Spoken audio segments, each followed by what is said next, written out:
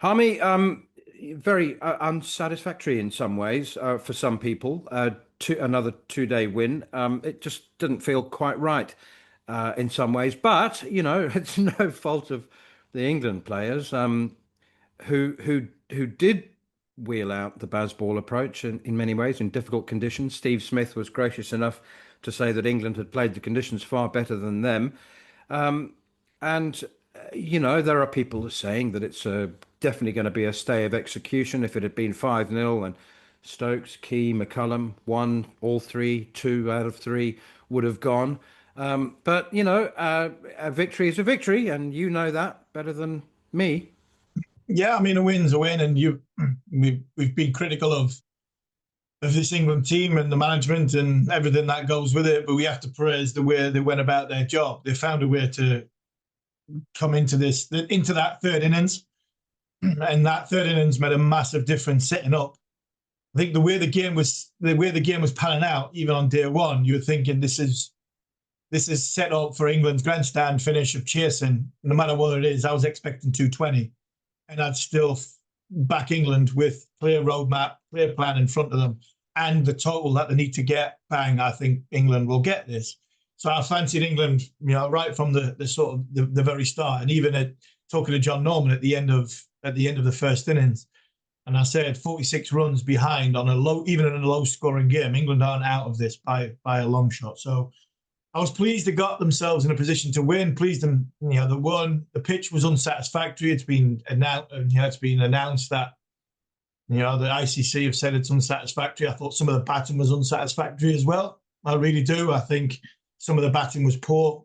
The bowlers, I would say it's a bit of a cop out when people say, "Oh, they didn't have to work hard for their wicket." As a bowler, you always have to work hard for your wicket. You're setting batters up. You're moving them around the crease. I think they were assisted very much off the surface. So I don't feel sorry for the groundsman, because at the end of the day, he produced a surface that had 10 mils of grass on. He knew what he was doing. He knew that the wicket was going to do a little bit. I don't think he legislated for the fact that batters' techniques now are nowhere near as what they were 2 years ago, 4 years ago, or 10 years ago. So he's going to pay the price. Cricket Australia are paying the price. But take nothing away from that. England needed that victory, and then now set themselves up to go to Sydney with a view that I think it's make or break from the management point of view. Because if England can win the Test match, all of a sudden we're not papering over any cracks. England got their preparation wrong. They've admitted it. They've owned it. England had a plan, right? I listened to Rob Key with Nasser and others. I thought Keysy was brilliant. Again, he had a plan. England had what they believed was a plan over the course of 2 to 4 years to go to Australia. Whether the plan works or it's not, it's better to have a plan than maybe winging it. The people saying they're winging it. I don't think they winged it. But I think from a plan point of view, England had one. It just didn't work. It hasn't worked. They tried something different to what we've done for the 4 years previous, 4 years previous, 4 years previous. And I think when people are talking about reviews, I mean, they talked about a review of the Ashes. Forget reviews of the Ashes. England possibly need to review the whole game when we've just been given 500 million to change it. That's something we possibly need to review. It's England, the England cricket team, the Ashes. This is the same as what happens for every 4 years. So don't review what's happening every 4 years. Don't make Rob Key. I'm still unsure on the McCullum stuff, but don't make the same mistake we're doing every 4 years, sacking a captain and a coach. Identify why this is the problem and try and work with them. So if our men's director of English cricket is telling us that county cricket's not fit for purpose, don't sack him over it. Listen to him about it and see if we can do some changes. These are things that I think we need to make better, to make us in a better position to produce players to go and play at this part of the world, which has been the most difficult place in the world to tour for England over the course of the last 50 years. There's a lot in this defeat. And I think some of the stuff that Keezy said to others and Nasser were simple. We had a plan and we didn't get it quite right. Yeah, okay. Well, they say that a bad plan's better than no plan. And just a final word on the poor old beleaguered MCG groundsman. His plan was to leave more grass than usual because of extreme high temperatures forecast for days 3, 4, and 5. So he wanted the pitch to last. The lesson that should be taken from that is you will never be marked down on a pitch which is a ploughed field or a dust bowl on days 3, 4, and 5. Concentrate on it being at its best for the first 2 days. So a great pity that. Evidently the pitch was great on the 3 days that there was no Test cricket. Harmy, I understand. I listened to that podcast as well with others and Nasser and Rob Key. And to be fair to Rob Key, he did 4 hours of media that day, including their podcast. He speaks really convincingly. And he said this was our plan. But there were times as well that he was somewhat less than convincing. The game against the Lions at Lilac Hill, he there was nothing convincing about that. He thought, well, we're going to be in the same part of the country. We can control the narrative. If somebody needs a few more overs or somebody gets out early, then we can put them in again, and but control. But I'm sorry to do this to you, but I have to remind you of the things you said before this plan. You Yeah. said that playing 3 one-day games in New Zealand in October was asking for trouble. You said that not playing a single proper warm-up game was asking for trouble. You saw large gaping holes in England's plan. It's all well and good to say that they didn't get it right, you know, but you could see quite obviously, and I don't want to line you up for more conflict with with your mate Rob Key, but you could see great gaping holes in the plan before it came to execution time, and you weren't alone. No, and that's the thing that annoys me most. That why is this not being picked up? And this is the problem. This is what I was trying to allude to when I made the yes man comment, was that you've got a coach, you're an absolute legend in New Zealand, and your plan was to do some sort of your preparation plan. Part of your preparation plan was to play 3 ODIs and 3 T20s and use that as your Ashes plan. Going to New Zealand at that time in the year, and when we were commentating, Dan McCarty and one or two others, Ian Smith, when we were there a year ago, were saying, you come to that time of the year, it'd be like coming to England in April. It's freezing cold. It always rains. The pitches are doing a bit. Hence, England didn't bat more than 36 overs for 3 games in each innings. So I am saying they had a plan. Rob Key said to Nasser and others, they got their plan wrong, but they had one. I've got no problem with the plan in place. The problem I had is there was a lot of people from the outside before the event were saying, I mean, at Lilac Hill, it's not going to bounce anywhere near as much as the Optus. Going to New Zealand, all these things were picking holes in it. So when I was saying who is around at the table and saying these sort of things to the hierarchy, that was what was worrying me more than anything else. So when I was criticised for the comments that I made, it was more to do with who's basically standing up and going, hold on, the Lilac Hill's nowhere near Optus. English bowlers, Josh Hall, Mitch Stanley, these are not, they're young, Eddie Jack, they're young kid bowlers who are in the infancy of their first class careers. They're not Australian hard nose in your face going to be, because that's what we're going to get when we get to Optus and beyond. All this stuff that I think a lot of us, battle hardened Ashes former cricketers were saying going into that series, that who was saying it to the management, who was saying it to the top end of ECB to say, right, your plan is, yeah, fine, go with it. But you've got to be careful because this might happen, because that might happen, because that might happen. And we're not smart after the event because like you said, we were all saying it before. So that's why I was comfortable saying it. That's why I've got no problem saying it. Because at the end of the day, England haven't gotten it right. It's now about, can they get it right long term for the future? And is it the right? Are these people the right people to take England forward? I think 75% of it, 80% of it is. What I mean by that is, if we're going to start sacking captains, coaches, and directors of cricket every 4 years, we're going in a vicious circle. And Ashley Giles, Chris Silverwood, Sir Andrew Strauss, we've been here. We've seen this film, right?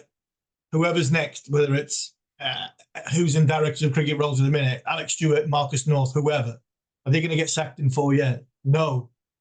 If there's a problem, listen and try and sort the problem out. And there is a glaring, obvious problem at this moment in time that our Lions trip young lads, some very, very inexperienced bowlers. We picked 16 players on a touring party, of which 3 bowlers were never, ever going to get through 5 test matches. We had a captain who got through 3 test matches in 5 in the summer because of the workload schedule. We can't lose him. I'm looking at this going forward and going, for 2 years, we were the best team in the world. We had the best outlook. We had a complete change of narrative of where our test team was. And then all of a sudden, in the last 18 months, we've come up against 2 good sides. Is it simple as, oh, we're just not good enough? That could be the simple conclusion. Or is it, did we take our eye off the ball? Did we become complacent? Did we become sort of, we told you so and this is how cricket is now? But actually it's not. When you come to these parts of the world, like India and in Australia, when it is tough cricket, when you're not prepared for it and it's not right, all of these things come. And do you know what? I think we've been looked down at quite a lot in the last sort of 18 months, 2 years. And people are maybe it's having their say and their go now because there's so much talent in this team. There's so much, I think, goodwill for this team to succeed because it's been a brilliant ride. But unfortunately, what happened? And that would be the big thing for me because I want to see Rob Key, Brendan McCullum, Ben Stokes take this team on for the next 4 years, 8 years, and go back to Australia and put the wrongs right, what they've just done, because their outlook on cricket is brilliant. But are we good enough? And that was something I think we need to find out, because that's what happens at the end of Ashes series. By sacking captains, coaches, and directors of cricket, just going in a vicious circle. But if they're not the right people, we have to realise why we're in this position again. But I think they are. I think they are. And I think this test match is a huge test match on that, because if we win, don't believe it's Zach Crawley 3-2, it's a good result, because it's not. But if we lose, the narrative at the end of it is we've gone to Australia with great hope, again, not against the greatest Australia side, and we've lost 4-1 and we've won a test match on a 50-50 pitch. Okay, for those who didn't hear it, let's just remind you of what Ben Stokes had to say, reflecting on what it means to lead England to their first victory in Australia since 2011. Yeah, I think it will mean a hell of a lot to everyone.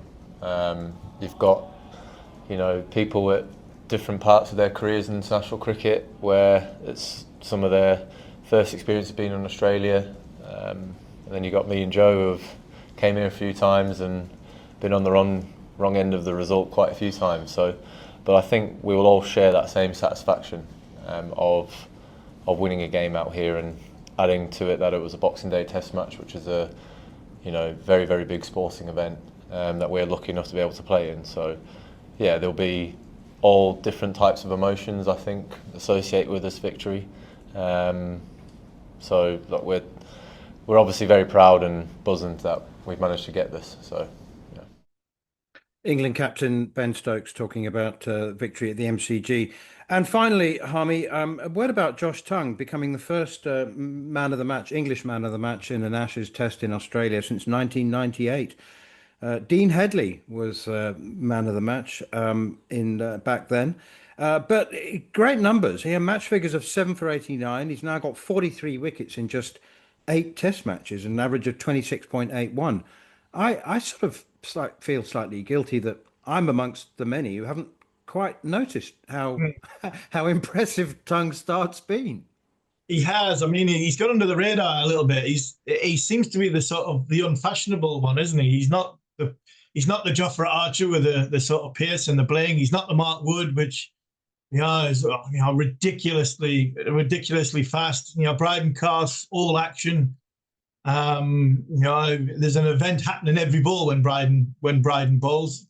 Josh Tongue and Gus Atkinson slipped under the radar a little bit. Atkinson started with that good big whirlwind of 5 for 100 on debut. So I think Josh has just quite happily sat under the radar. Should he have played before? I mean, that's a 50-50 decision that I think, from a selection point of view, you're damned if you do, whichever way you look at it. If you pick him over a Bryden Carse, you lose one aspect. So I thought he was excellent. I thought he pitched it up. I thought he's learned being in Australia on the wickets. I think he got better like in the summer, he got better the more he bowled.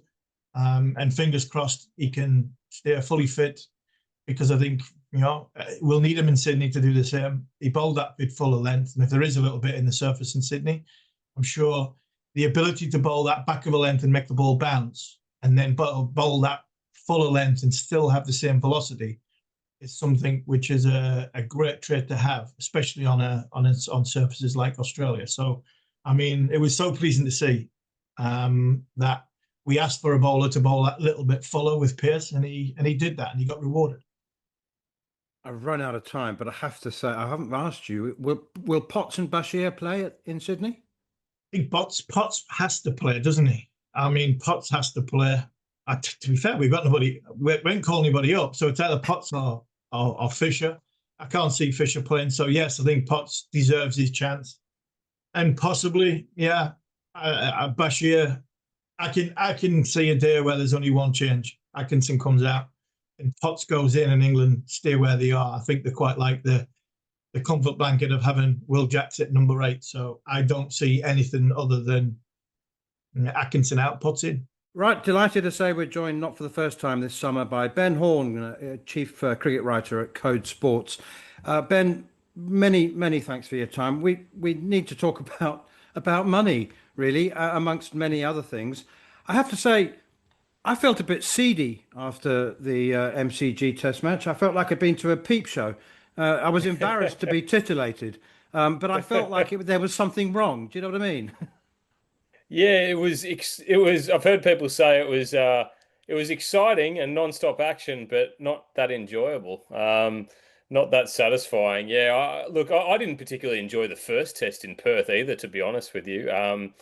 That didn't quite seem to hit the mark either. But to have 2 of them in the one series is disappointing. A lot of focus has obviously gone on the curator, and the pitch has been rated unsatisfactory, which is probably a fair summation. But I think the batsmen, particularly the Australian batsmen, have probably got off a little light, because I think we've probably seen worse pitches over the years, but batsmen perhaps not applying themselves as well these days as what we've seen in the past. Ben, is it? Look, to talk about losing 10 million. I mean, that's a lot of money. Can Cricket Australia afford to lose that much? And I mean, if the pitch was classed as unsatisfactory, sure, the batting wasn't very good either, to be fair. Yeah, that's right, Harmy. And no, they can't afford it is the simple answer. I mean, they recorded a loss. Cricket Australia at their AGM at the end of this year, haven't quite got to 2026 yet. And when you add on the fact that they lost 4 or 5 million from the Perth test as well, I mean it's a lot of money. It's a lot of money that could be going elsewhere, and that's not necessarily the end of it either, because when you talk about new broadcast deals and things like that, does it affect the worth of the sport when you can't guarantee it even going into a third day? So look, there are huge ramifications for it. Cricket Australia have promised a full review into what happened, whatever that may be. They've even talked about perhaps having a central person from Cricket Australia oversee pitch preparation, or at least have a final look or a say over pitch preparation. I know curators around the country aren't necessarily thrilled about that idea, sort of losing their independence for how they prepare wickets, but. All these things are on the table now, and Look, maybe because the series was already decided, but it's certainly taken over as the main talking point here. I mean, normally um, pitch stories get pretty dry, don't they, after a couple of sentences? But I know at my family barbecue a couple of days ago for Christmas, everyone was just talking about the pitch, which is quite unusual. But yeah, it has tended to dominate the conversation over here the last few days. It's interesting. We've had two-day finishes in this series. We've had 12 since 2000 and none in the 55 years of Test cricket before that. So it does suggest that batsmen, well, you've alluded to it. It does suggest strongly, and there have been some former great players who have said that batting Yeah. isn't what it used to be. No, I mean Greg Chappell wrote an excellent column over here the other day, if you saw that, and Kim Hughes as well, talking to Robert Craddock, made similar comments. I mean, Kim made one of his finest hundreds on a very difficult MCG wicket, and yeah, certainly that application. I mean, the go-to for batsmen these days when they're confronted with a green wicket or a pitch that's doing a bit is to sort of go, all right, well, there's nothing else here to do other than just hit out basically and just swing and hope for the best. Yeah, that's pretty much the only strategy that seems to apply these days. So look, there was definitely some players who got out to some good deliveries and some tough deliveries, but there was also plenty that threw their wicket away as well. So we get stats from Crick Viz who do a great job. And look, I don't exactly know how they determine a pitcher's difficulty compared to another pitcher's difficulty and all that sort of thing. But from their data, they were rating this pitch at the MCG really no different to the MCG pitch from 2 summers ago when Australia played Pakistan. And that match went to the end of a fourth day, and the scores were more in mid 250s to even there was a innings of 300 in that match. So look, if they were comparable wickets, then there's an example there for you as well. Just in 2 years, the application of the batsman in that match compared to what we saw here. Yeah, I think I've been the opinion, Ben, that that pitch pretty much summed up this whole Test series, this whole Ashes series up. It's not been of great quality. The pitch wasn't as No, good quality. I didn't think it was dangerous. I thought it did a bit. You look at two or three of the dismissals. I mean, Steve Smith missed a straight one off Josh Tongue. Marnus Labuschagne nicked our volley off Josh Tongue, and what Josh Tongue had done, and he had worked them over, just before that. So I didn't think this pitch was dangerous. I thought it was definitely substandard, but I think the quality of performance throughout this series, barring one or two, has been pretty much of a very, very poor Ashes series when it comes to quality of what's happening on the field. And what's happening on the field, yeah, Usman Khawaja, is he going to keep his place for a farewell Test match? I suggest he is. But what's going to happen with Cameron Green? I see Bo Webster's been given a permission to go back and play in BBL. Are we going to see a change there? Because Cameron Green, like one or two of the England players, he's into his mid-30s of Test matches now, and he's flattered to deceive a little bit with a bat. yeah. I think that that MCG great. I mean, outside of Travis Head and Alex Carey, who have been very good, I would say, over multiple matches, particularly Travis Head, obviously. But outside of that, it has been a bit underwhelming. I mean, I think after 2 tests, we were thinking, oh, Marnus Labuschagne's back and everything. But, when you see these showings in the 2 matches to follow, and still no 100 for a couple of years now, he's still got a lot of work to do. Usman Khawaja will play this test. Australia's confirmed that. Whether it will be whether he announces his retirement, I suppose, is the big question, or whether he plays the test and then kind of, leaves it in the lap of the gods as to whether he plays another one after that. But he'll definitely play. Look, I think he will retire. I think it's the smart thing to do. He's had a fabulous career, and particularly the last 4 years, he's done an excellent job coming in at age 35 and doing what he's done as an opening batsman has been quite the reinvention for Usman Khawaja. But he's 39.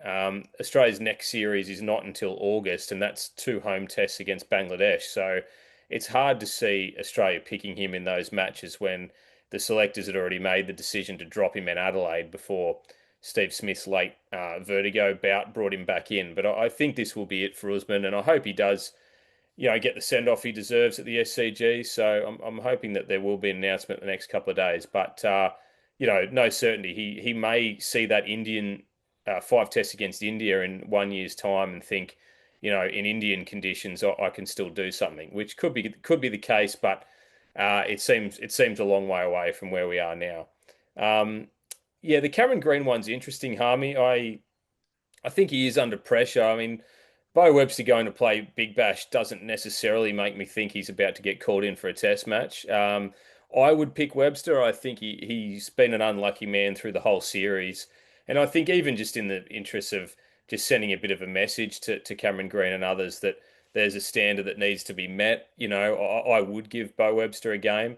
I think it's more likely Cam Green survives, though. I think, the problem Australia's got is with such an aging team, Cam Green is the next generation. I mean, he's in his sort of mid to late 20s. He's the guy that they really want to build the team around.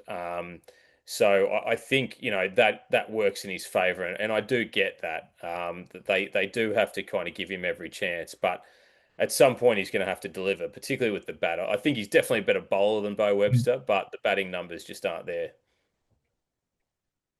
I find it fascinating how we regard players who we are accustomed to seeing on a regular basis so differently to how they are perceived in the rest of the world. I think Cameron Green is a spectacular cricketer. I mean, I've seen him take 5 wickets. I've seen him score hundreds. I've seen him, catch low-flying birds in the gully. I mean, I like, honestly, ask yourself the question, who's going to drop him? Who's going to make that decision to leave him out? He's got such high ceilings in, all three disciplines. I find it staggering that there's talk about, I know he's underperformed. He's averaging 18.67 in this series with the bat, and they want some more runs from him. But while the team's winning, I mean, honestly, if Cam Green is, fit to walk from one end of the wicket to the other, he's in my 11. Yeah, no, I understand that, Manners. Yeah, and look, I think the big thing with Cameron Green is they've got to find a place for him. I mean, we have Michael Clark writing columns for us, and he made the good point that they have stuffed him around this summer, sort of moving him from 5 to 6. Now he's at 7. I mean, maybe he should just be left in the one spot. And there's a feeling that, when Steve Smith does ultimately move on from this team, which I think could be a bit further down the track than what we were maybe thinking a year or so ago, he may push through to that 2027 Ashes. But perhaps Cam Green is the new number 4 after Steve Smith moves on. But yeah, it's just a tricky one. I mean, Australia's wanting to reward Alex Carey's form at the moment. That's why he's up where he is. And, I guess, yeah, Green. Look, the funny thing with Green is, Manners, some of his best performances have come overseas. But in Australia, in front of the Australian audiences, he necessarily he hasn't produced those. So if he can come up with a big one in Sydney, that might sort of get the monkey off his back a little bit. But look, I think the selectors for Australia are very much in your camp, Manners, that I think they see the high ceiling and they see the future of the team built around Cameron Green, and they're going to show the faith with him.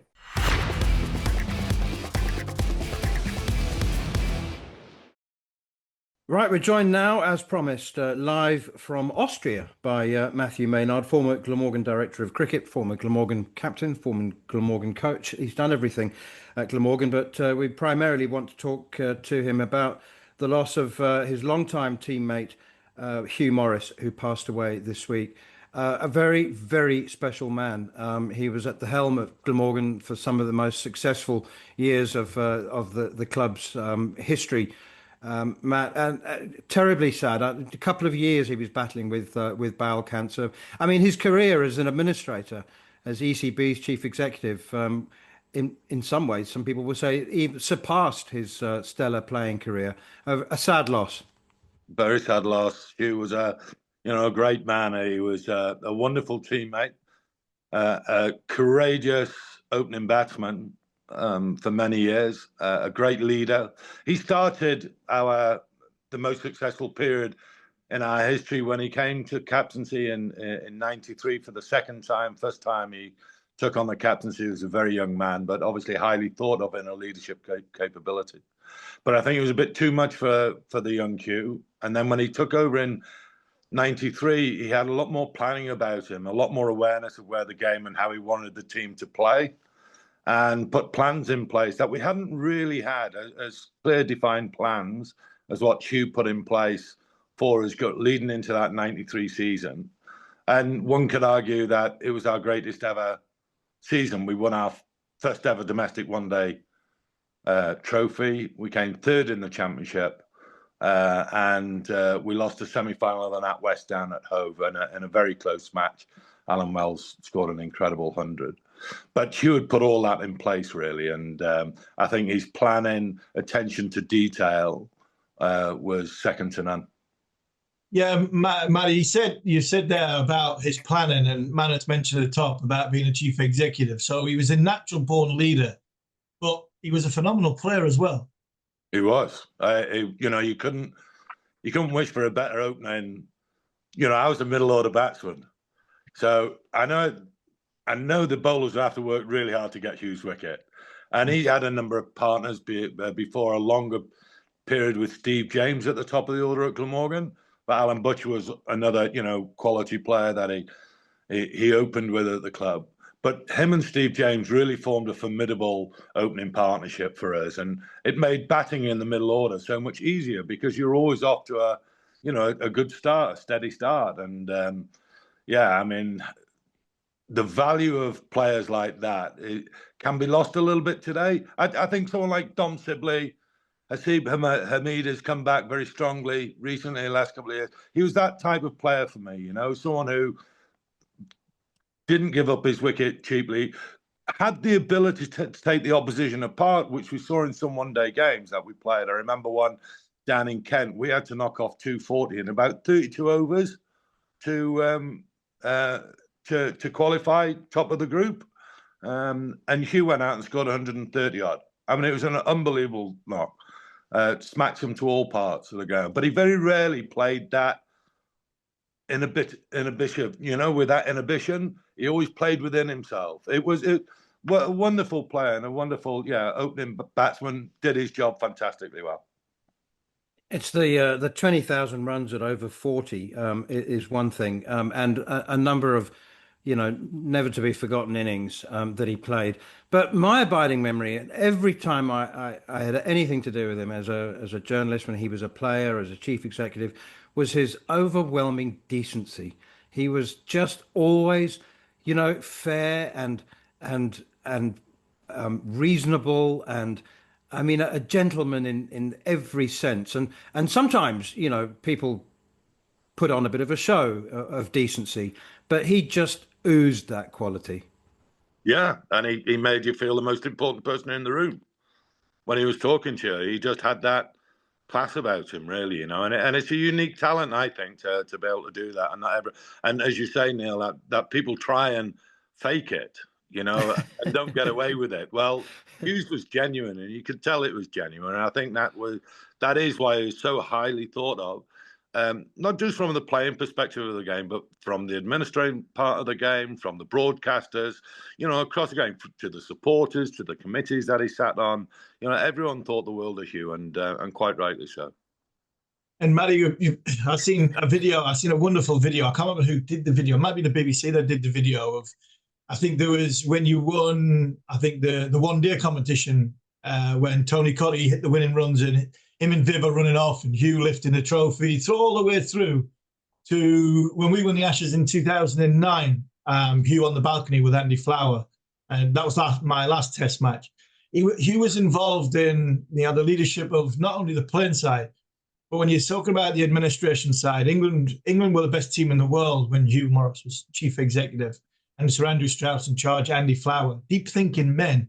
That's got to be, that's a special achievement as well, because like you say, he was very, very good at making people feel comfortable in his company when he was the ultimate leader. Yeah, but he never kind of looked for that limelight. Mm-hmm. He was happy to take a back seat, and when things were done, and if he was brought up to say, for his congratulations, then he would do it. But for more often than not, he liked to be the guy in the background, even though he wasn't. Even though he's front and centre as managing director or setting up the academy at Loughborough. You know, all these kind of things. But he did what he had to do. But if he didn't have to be in the limelight, then he'd step back a little bit from it. I can't let you go, Matt, without asking you about the Ashes. We just dealt with this a little bit earlier in the show. There were no two-day finishes in Test cricket for 55 years up until 2000. There's been 12 since then, and 2 in this series. Now, as a notoriously technically correct fighter yourself in the middle order, does that suggest to you that Test match batting and long form batting isn't quite what it once was? Oh, look, I think there's a combination here, isn't there? You know, there's the pitches, both the first and fourth Test match. You have to say they weren't great. How the first pitch was marked above average or good, even very good, I think it was marked. Came a bit of a surprise because, you know, I know they're highly quality bowling attacks, but you know, there's a beautiful picture when you played against the West Indies at the Oval in '91. That Patterson, Ambrose, Walsh, and Marshall, and he's got his feet off the ground, avoiding these bounces left, right, and centre. And it was batsmanship, and for the first time in that series, England put on over 100 with him and with Hugh and Graham Goode. You don't see that these days. You don't see that batsmanship adjusting to the conditions you're playing as much. A lot of it is around, and there's a lot of money to be earned in the shorter forms of the game, and there's a lot of coaching in academies about playing the shorter form of the game, hitting the ball out the ground. There's less of manipulating the ball. There's less of, right, I can play this shot on this certain wicket because it can allow me to hit through the line. But it's like I remember Ricky Ponting trying to drive Graham Swan. I think he was at Edgbaston. And the ball was not quite full enough to drive, but he still tried it, and Swanee bowled him through the gate. And that's class bowling, but it's also a mistake in length on that particular wicket from the batsman. And I think that's what England have done, and Australia to a certain extent. They haven't judged the length on the particular surfaces well enough. They haven't shown the pitch enough respect. You have to show the opposition respect, but you also have to show the pitch you're playing on respect.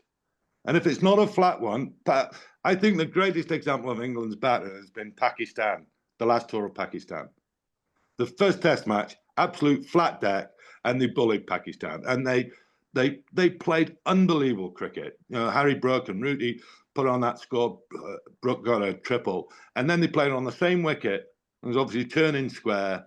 And they didn't adapt well enough to play on in those then conditions. And whether that's lack of experience against playing a spinning ball, because we don't see it that much in county cricket, or what, I'm not sure. But it's respecting length is the absolute key thing from a batting perspective. And as I say, I don't think we've done that quite as well as we could have done. Matty, just finally from me, and then thanks again for your kind words about Hugh. We're doing this far too often now. You know, in the last 18 months, we lost Graham Thorpe, somebody you played with and I played with and loved a bit. Robin Smith, we talked about fondly in the last sort of 6 weeks, and now Hugh Morris, another great custodian of the game. What would your abiding memory be with Hugh, having played with him for Glamorgan, played with him for England, and one final message and final mention to somebody who sadly left us far too soon? I think one of the things is just such a great man around the team, and as I said before, just such a real good team man, would help the younger players coming through into the system. I think one of the biggest surprises to us was when he walked away, age 32, you know, in 97 after we won the championship, to move on to the ECB. It obviously had enough, but you didn't, enough of playing, and you can never tell that as a player. You know, you sometimes your body tells you when you're finished. And Hughes had obviously told him earlier in that season that he's ready to retire from playing. But throughout the rest of that season, you would never have guessed it. His work ethic in practice, his work ethic to play every game as good as he could, as every innings as well as he could do, and to finish off. I mean, he finished off with a little not out, but he got 140 odd, I think, in that game. A true testimony to the class of the man to leave on such a high and bow out the game from the playing side of things. I think that was the real Hugh. He kept everything, but so professional and dignified in how he did everything.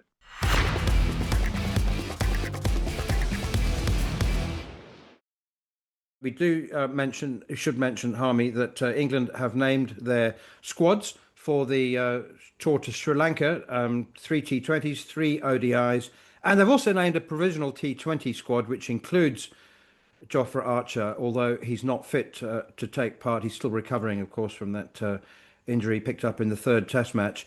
So 3 squads, including the provisional T20 World Cup squad. I'll let you do the analysis. Jamie Smith is in a mission. Josh Tongue is called up to the T20 squad for the first time. Will Jacks is in both. All interesting, but you can provide the analysis. Yeah, I mean, the Jamie Smith one, I think he could do with a break, which is a good thing for Jamie. I'm sure he'd want to be in the mix for the white ball stuff. So that's, he's had a difficult Ashes tour because there's been a lot of noise around him. I don't think he's been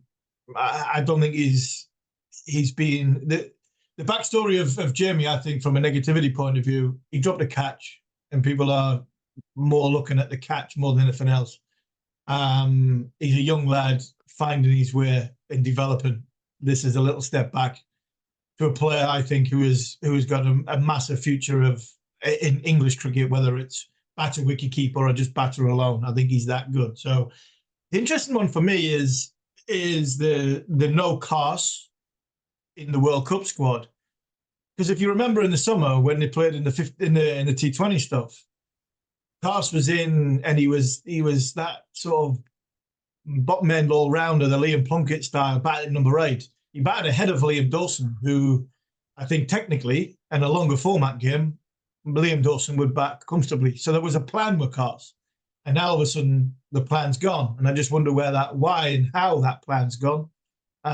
Possibly in that squad we're thinking, we've got Cars, we've got Overton, we've got 2 players for 1 role. We don't need that role to be duplicated. So maybe that's the thought. That's if Archer's fit. I like the left arm option in Luke Wood. I think he's earned the right to be in there. So I think that's quite good. I think the 1 to 11 is self-explanatory. You've got some bits and pieces all rounders in the middle in Jacks, Curran and Bethel, which I quite like. You've got experience and power at the top. Phil Salt, one of the best T20 players in the world at this moment in time. Josh Butler, do we need to say any more other than Josh Butler? And Ben Duckett's had a difficult time in Australia, and hopefully, the white ball coming, freeing him up, getting away from that limelight stuff might just be the best thing for Ben. So I think all in all, I think it's a pretty well-balanced squad, decent squad, and one which I think has got spin and seam covered for the part of the world we're going into. So World Cups come down to big moments against big teams, knockout stages. England, this team will and should get to the knockout stages. It's how they perform in the knockout stages against an India, against an Australia, against a possibly rejuvenated Pakistan.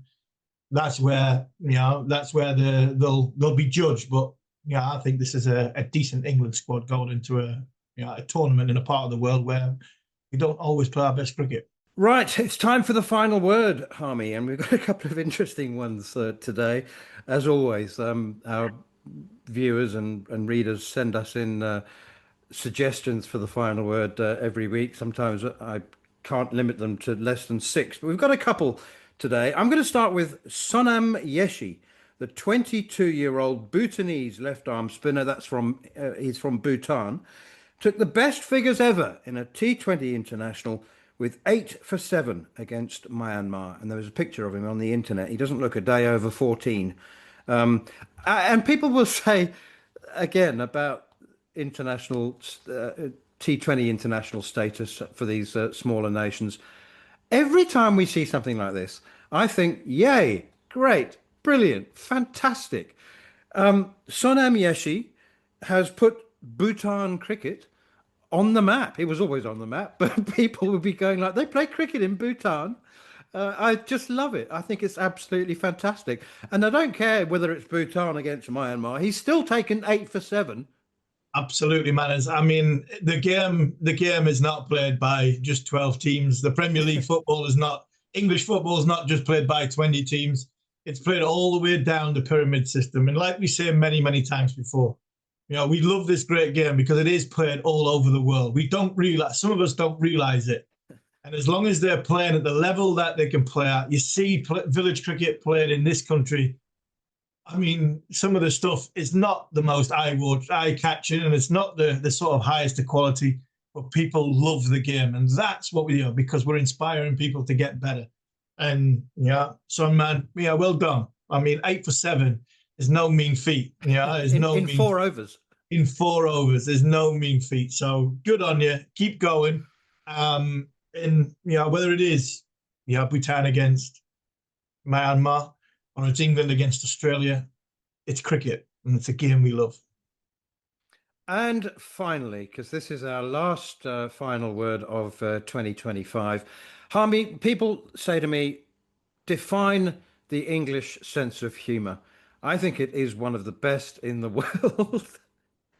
and this just absolutely sums it up. First of all, there's always somebody on Barmy Army tours who's coming up with a plan, who's rallying the troops, who's got a great idea. And on days 3 and 4 of the MCG test, Barmy Army bought tickets to go and watch Melbourne City and Melbourne Victory in football's A-League, and they cheered on Perth Glory and Wellington Phoenix, the 2 opponent teams, and did so enthusiastically, and had actually written a song about Perth Glory and Wellington Phoenix, about whom the Barmy Army didn't care a hoot, but they were cheering on the opposition of Melbourne City and Melbourne Victory for something to do, go to a football game on day 3 and day 4, and it was absolutely brilliant. Yeah, I mean, it is. They are a special bunch. They are a special bunch, and we've seen them close hand.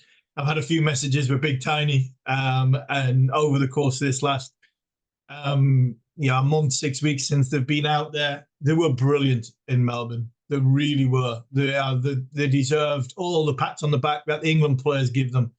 And like you say, there's 1 or 2 backstories to a lot of how people got there, how they've afforded to be there. The one thing that is not is their ability to inspire the England cricket team. They did that. Hopefully, I don't know what the results were with the Perth Glory or Wellington Phoenix. Did they inspire the results against Melbourne? I'm not so sure, but one thing, they would have had a really, really good time. And fair play to them. They're the heartbeat of the England cricket team. They are. Whatever you want to say. Skill level with bat and ball.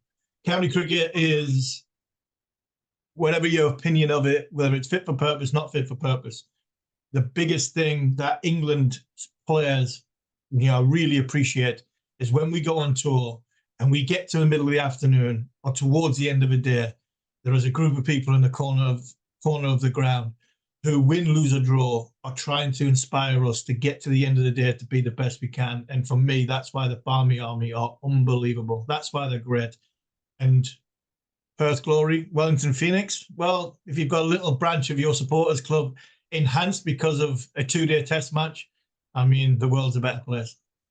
The Barmy Army had a 50% success rate, Harmy. Perth Glory won 3-1. Wellington Phoenix were blasted lost 5-1. It sounds like their cricket trip back. It was absolutely fantastic. The highlight for me, though, was disgruntled Melbourne City fans taking to Twitter to claim that the Barmy Army had a cheek. Of course they do. They're the Barmy Army. Of course they do. Army. You give them beer 13, so yeah, they're going to enjoy themselves. You've been listening to Following On with me, Neil Manthorp, along with former England fast bowler Steve Harmison. We'll be back at the same time next week to look back at the fifth and final Ashes Test and look ahead to England's white ball tour of Sri Lanka and so much more. But for now, from me, Neil Manthorp, from Steve Harmison, and from the man you never see but is always there, Scott Taylor, this has been Following On, and we wish you all a very happy new year.